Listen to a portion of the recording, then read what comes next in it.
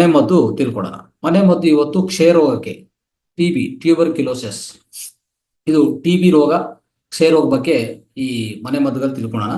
ಈ ರೋಗ ತೀವ್ರವಾಗಕ್ಕೆ ಕಾರಣಗಳು ಏನಿರ್ತದೆ ಅಂದ್ರೆ, ಹೆಚ್ಚಾಗಿ ಕಾರಣಗಳು ಈ ಮಾದಕ ಪದಾರ್ಥಗಳ ಸೇವನೆ, ಮತ್ತೆ ಆಹಾರದಲ್ಲಿ ಹೆಚ್ಚು ಕರಿದ ಪದಾರ್ಥಗಳಿದ್ರೇನು ತೊಂದರೆ ಆಗ್ತದೆ. ಅದು ಇಂಥ ವ್ಯಾಧಿಗೆ ಬರುವಂತ ಅವಕಾಶ ಇದೆ ಸ್ನೇಹಿತರೆ. ಮತ್ತೆ ಈ ಗಾಳಿ ಬೆಳಕು ಇಲ್ಲದೆ ಇಕ್ಕಟ್ಟಾದ ವಸತಿಯಲ್ಲಿ ವಾಸ ಮಾಡ್ತಾ ಇರ್ತಾರೆ, ಅದನ್ನು ಕಾರಣ ಆಗಿರ್ಬೋದು.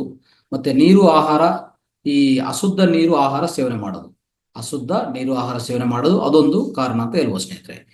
ಈ ಕ್ಷಯರೋಗ ಅನ್ನೋದು ಇದೆಲ್ಲ ಕಾರಣಗಳಿಂದ ಕ್ಷಯರೋಗ ಬರ್ತಾ ಇರ್ತದೆ.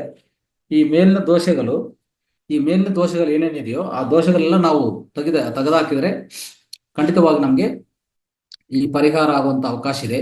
ಇನ್ನೊಂದು, ಈ ರೋಗಿಗಳ ಬಳಿಕೆ ಮಕ್ಕಳನ್ನು ಕಲಿಸಬಾರದು. ಇದೊಂದು ಮುನ್ಸೂಚನೆ ಇರ್ತಾ ಇದೀವಿ, ವಿಶೇಷ ಸೂಚನೆ ಎಲ್ಲರಿಗೂ. ಇಂಥ ಕ್ಷಯರೋಗ ಬಂದ್ರೆ ಅವ್ರ ಹತ್ರ ಈ ಮಕ್ಕಳನ್ನು ಕಲಿಸಬಾರ್ದು. ಈ ರೋಗಿಯ ಉಗುಳು ಇದೆಯಲ್ಲ, ಅಂದ್ರೆ ಸಲೈವ ಇದೆಲ್ಲ, ಮತ್ತೆ ಮಲ, ಈ ಮೂತ್ರಾದಿಗಳ ಮೇಲೆ ಮಣ್ಣು ಹಾಕ್ಬೇಕಾಗತ್ತೆ, ಅದನ್ನು ಇಂಪಾರ್ಟೆಂಟ್.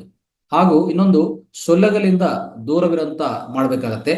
ಸೊಳ್ಳೆಗಳಿಂದ ದೂರವಿರ್ಬೇಕು ನಾವು, ಯಾಕಂದ್ರೆ ಯಾವುದೇ ಸೊಳ್ಳೆ ಹೋಗಿ ಅವ್ರನ್ನು ಕಚ್ಚಿದ್ರೆ ಅದು ಬಂದು ಮತ್ತೆ ನಮ್ಗೆ ಕಚ್ಚಿದ್ರೆ ಏನಾಗತ್ತೆ, ನಮಗೂ ಬರೋಂಥ ಅವಕಾಶ ಹೆಚ್ಚಾಗಿದೆ. ಇದು ಸಂಕ್ರಮಣ ವ್ಯಾಧಿ ಅಂತ ಹೇಳ್ತೀವಿ.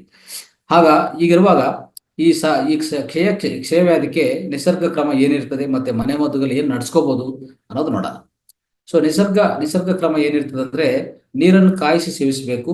ಈ ತಗ್ಲ ಆಹಾರ ಸೇವಿಸಬಾರ್ದು, ಅದೇ ತನ್ನದಾಗಿರುವಂತ ಆಹಾರ ಯಾವ್ದು ಸೇವಿಸಬಾರ್ದು, ಬಿಸಿ ಆಹಾರ ಸೇವಿಸಬೇಕಾಗತ್ತೆ ಅವರು. ಮತ್ತೆ ನಿತ್ಯ ಸಲಸ್ನಾನ ಕಡ್ಡಾಯ, ಸ್ನಾನಕ್ಕೆ ಮೊದಲೇ ಆಹಾರ ಸೇವಿಸಬಾರದು, ಅದು ಇಂಪಾರ್ಟೆಂಟು. ಕಾಯಿಲೆ ಅತ್ಯಂತ ತೀವ್ರವಾಗಿದ್ರೆ ರೋಗಿಯನ್ನು ಆದಷ್ಟು ಆಡಿನ, ಈ ಮೇಕೆ ಕೊಟ್ಟಿಗೆಯಲ್ಲಿ ಮಲಗಿಸ್ಬೇಕಾಗತ್ತೆ, ಅವಾಗ ಗುಣವಾಗೋದು ಖಚಿತ. ಅಂದ್ರೆ ಏನಾಗತ್ತೆ ಅಂದ್ರೆ, ಕಾಯಿಲೆ ಹೆಚ್ಚಾಗಿ ತೀವ್ರವಾಗ್ತದೆ ಅಂತ ಇಟ್ಕೊಳ್ಳಿ, ಅವ್ರನ್ನು ಎಲ್ಲಿ ಮಲಗಿಸ್ಬೇಕು ಅಂದ್ರೆ ಈ ಆಡಿನ ಕೊಟ್ಟಿಗೆಯಲ್ಲಿ.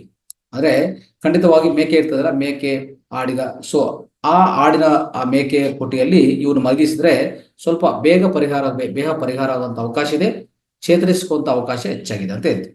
ಆಮೇಲೆ ಮನೆ ಮದ್ದುಗಳು ಏನ್ ನಡ್ಸ್ಕೋಬಹುದು ಅಂದ್ರೆ ನೋಡಿ, ಈ ಆಹಾರದಲ್ಲಿ ಈ ಮೇಕೆ ಆಡು ಹಾಲು, ಕರಿಕರಸ, ಎಳ್ನೀರು, ಕಬ್ಬಿನ ಹಾಲು, ಅನಿಲ ರಸ, ಜೀನು, ಈ ತಿಳಿಗಂಜಿ ಹೆಚ್ಚಿಗೆ ಉಪಯೋಗಿಸ್ಬೇಕಾಗತ್ತೆ.